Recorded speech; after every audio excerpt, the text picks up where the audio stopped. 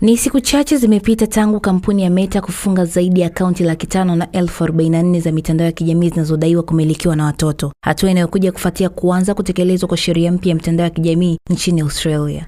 Sheria hiyo ilianza kutumika Disemba 10 inapiga marufuku watoto walio chini ya umri wa miaka 16 kumiliki akaunti za mitandao ya kijamii na kuyataka majukwaa makubwa kama Meta, TikTok na YouTube kuchukua hatua za kuondoa akaunti zinazokiuka masharti hayo. Utafiti uliofanywa na serikali ya Australia mapema mwaka 2025 umebaini kuwa asilimia 96 watoto wenye umri wa miaka 10 hadi 15 walikuwa wanatumia mitandao ya kijamii. Kati yao watoto 7 kati ya 10 walikiri kukumbana na maudhui hatarishi, ikiwemo maudhui ya chuki dhidi ya wanawake, video za mapigano, maudhui ya ngono, pamoja na maudhui yanayochochea kujiua. Utafiti huo pia unaonyesha kuwa mtoto mmoja kati ya 7 alipitia ukatili na unyanyasaji wa mtandaoni kutoka kwa watu wazima, huku zaidi ya nusu ya watoto wakiripotiwa kuwa wahanga wa aina fulani ya unyanyasaji wa mtandaoni. Kwa upande wa Meta imesema inazingatia utekelezaji wa sheria hiyo, lakini imeeleza wasiwasi kuhusu changamoto za kubaini umri halisi wa watumiaji mtandaoni. Kampuni hiyo imetoa wito kwa serikali ya Australia kushirikiana na sekta binafsi kutafuta suluhu endelevu badala ya utekelezaji wa marufuku ya jumla.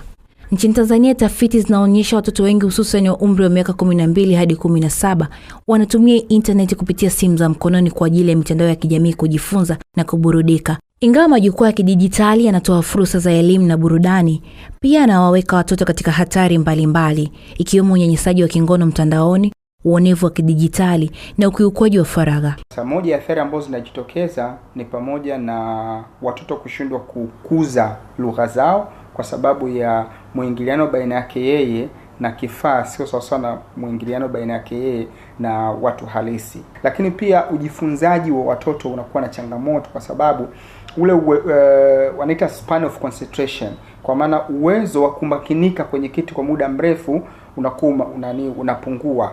Watoto wanakosa usingizi, watoto wanapata changamoto za wasiwasi, depression, lakini hatujui kwa sababu most of the time wanakuwa wako pekee tu wamejificha katika vyumba vyao. Kwenye mtandao kuna mambo ya cyberbullying. Kwa mfano, watoto wanaingia kule lakini wanapata harassment. Mtandao wa kijamii watu wanatukanwa, hasa mtoto mdogo ambaye hana uwezo wa kuhimili na kuelewa mambo, ile inaweza kumwathiri. Nakuta mtoto ana tabia yake nzuri lakini kajiengage na kikundi fulani ambacho kina agenda fulani, wanaanza kumradicalize yule mtoto, anaanza kujifunza tabia mpya, anaanza kujifunza mambo mapya. All of a sudden unashangaa mtoto akajiunga na vikundi fulani ya kufanya mambo ambayo ni maasi. Wadau wa masuala ya watoto wanaendelea kusisitiza umuhimu wa ushiriki wa wazazi na walezi katika kusimamia matumizi ya mitandao ya kijamii sambamba na uimarishaji wa mifumo ya kisheria na elimu ya matumizi salama ya teknolojia kwa watoto.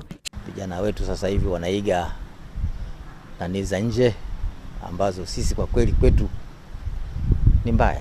Sheria ya makosa ya mtandao ya mwaka 2015 kifungu cha 14 inakataza matumizi ya mitandao ya kijamii kwa lengo la kunyanyasa, kumtishia au kumdhalilisha mtoto, vitendo ambavyo vinaweza kuathiri afya yake ya akili na ustawi kwa ujumla. Maria Okotia, Kasra Kikeke, Crown Media. Crown Media.